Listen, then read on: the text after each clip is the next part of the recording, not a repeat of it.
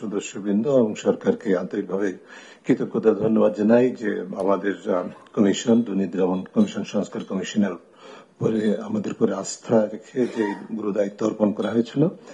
আমরা চেষ্টা করেছি আমাদের সাধ্যমতো মানুষের প্রত্যাশা পূরণের প্রতিফলনকারী একটা প্রতিবেদন তৈরি করার জন্য, এবং সেই লক্ষ্যে অন্য সংস্কার কমিশনের মতোই আমরা যথাযথ গবেষণা এবং জনসম্পৃক্ততা কার্যক্রম সম্পন্ন করে আমাদের প্রতিবেদন শেষ সম্পন্ন করেছি এবং আজকে জমা দিতে পেরে আমরা কৃতজ্ঞতা ধন্যবাদ জানাই। এবং একই সাথে আমার কমিশনের সম্মানিত সদস্যবৃন্দ যারা অত্যন্ত পরিশ্রম করে আমার সাথে আমার প্রেশারকে বেয়ার করে, চাহিদাকে মিট করে তারা আমার সাথে সহযোগিতার মাধ্যমে কাজ করেছেন, সবাইকে ধন্যবাদ জানাই। মন্ত্রিপরিষদ সচিবালয় থেকে আমরা পর্যাপ্ত সহযোগিতা পেয়েছি, যখন যেভাবে চেয়েছি সেটা পেয়েছি, তাদেরকে ধন্যবাদ জানাই।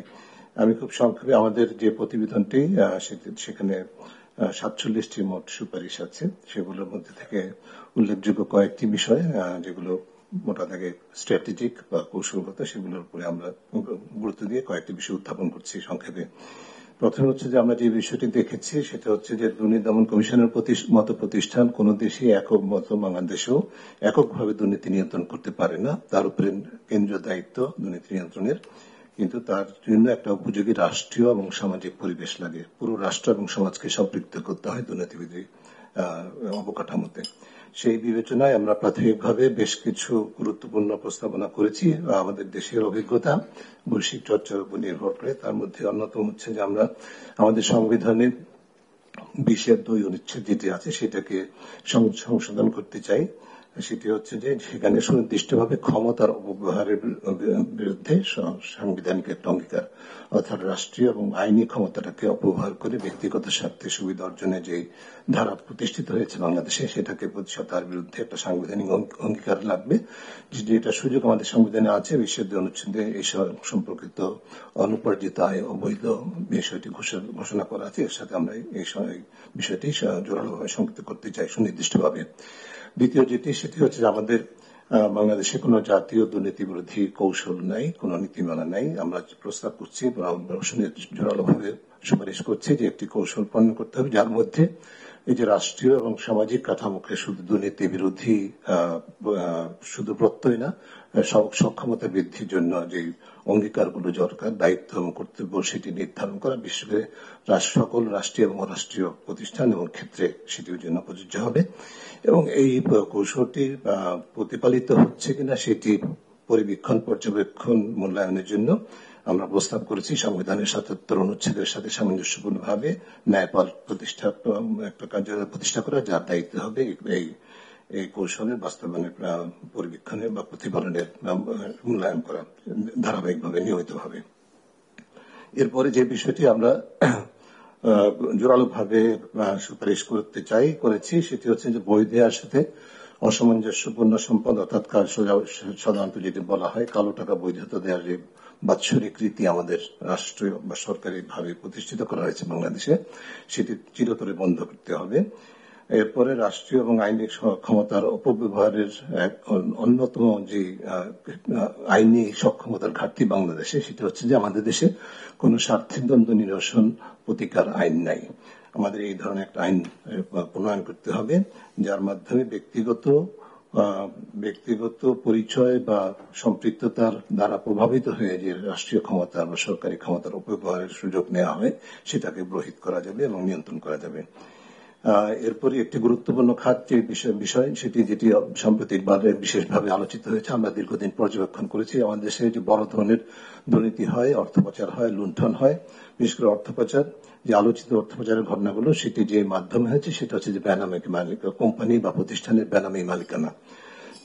এই বিষয়টিকে প্রতিহত করার জন্য আমরা বিভিন্ন দেশের চর্চার সাথে সামঞ্জস্য রেখে আমাদের দেশে সকল প্রকার কোম্পানি, ট্রাস্ট এবং ফাউন্ডেশন বা এই জাতীয় প্রতিষ্ঠানের প্রকৃত মালিকানা, চূড়ান্ত মালিকানা তথ্য প্রকাশযোগ্য এবং একটি রেজিস্টার হবে, সেই রেজিস্টারে পাবলিকলি অ্যাক্সেসেবল হবে, এরকম একটি আইন এবং রেজিস্টার প্রণয়নের আমরা পরামর্শ সুপারিশ দিচ্ছি।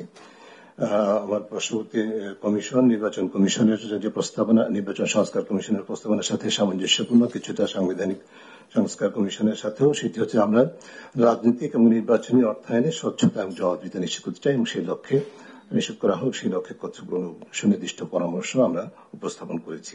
আমি বিস্তারিত যাচ্ছি না।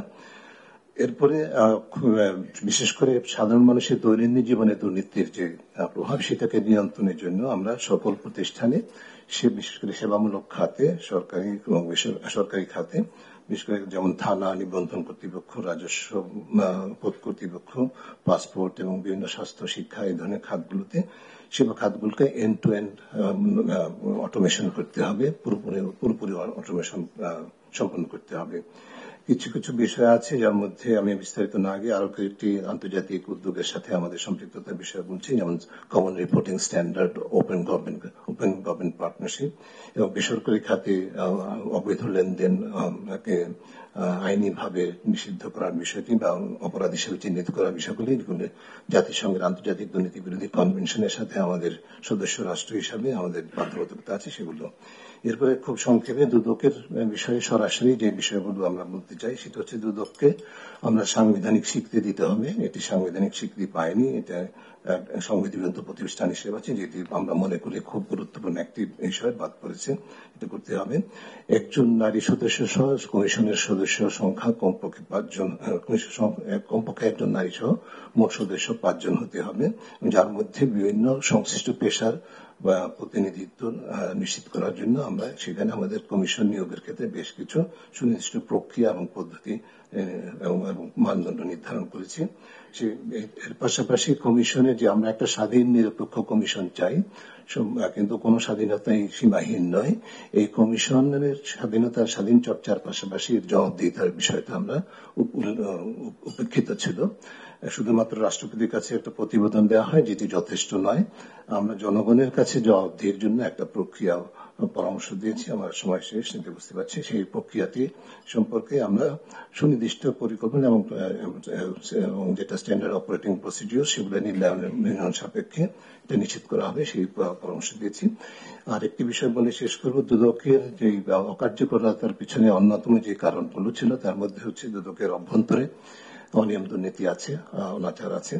সেটি প্রতিষ্ঠা হচ্ছে বিভিন্ন কারণে, রাজনৈতিক প্রভাব, আমলাতান্ত্রিক প্রভাবের কারণে বিভিন্নভাবে, এবং পেশাগত বৈষম্য আছে দুদকে। এই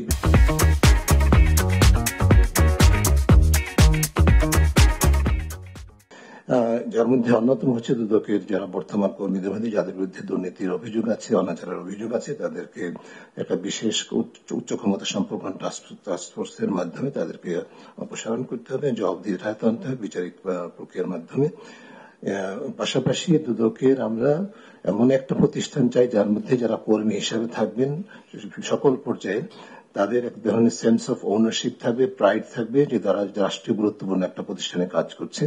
সেই জন্য যেরকম প্রণোদনার দরকার, সেই জন্য আমরা বিভিন্ন সুনির্দিষ্ট প্রস্তাবনা করেছি, ইনক্লুডিং হায়ার স্কেল, মানে বেতন ভাতার যে স্কেলটা, সেটা সরকারি স্কেলের তুলনায় কমপক্ষে দ্বিগুণ প্রস্তাবনা করেছি আমরা।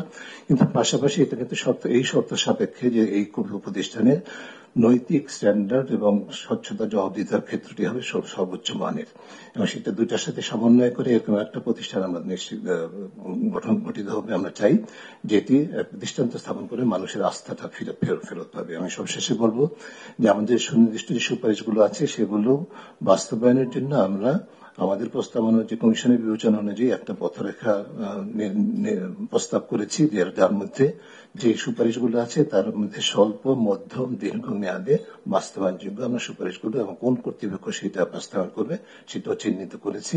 স্বল্প বলতে 6 মাসের মধ্যে, মধ্যম 18 মাস এবং দীর্ঘ মেয়াদ বলতে 48 মাসের মধ্যে আমাদের বিবেচনায় সমস্ত প্রস্তাবনাগুলি বাস্তবায়ন করা সম্ভব। অনেক ধন্যবাদ সময়ের জন্য।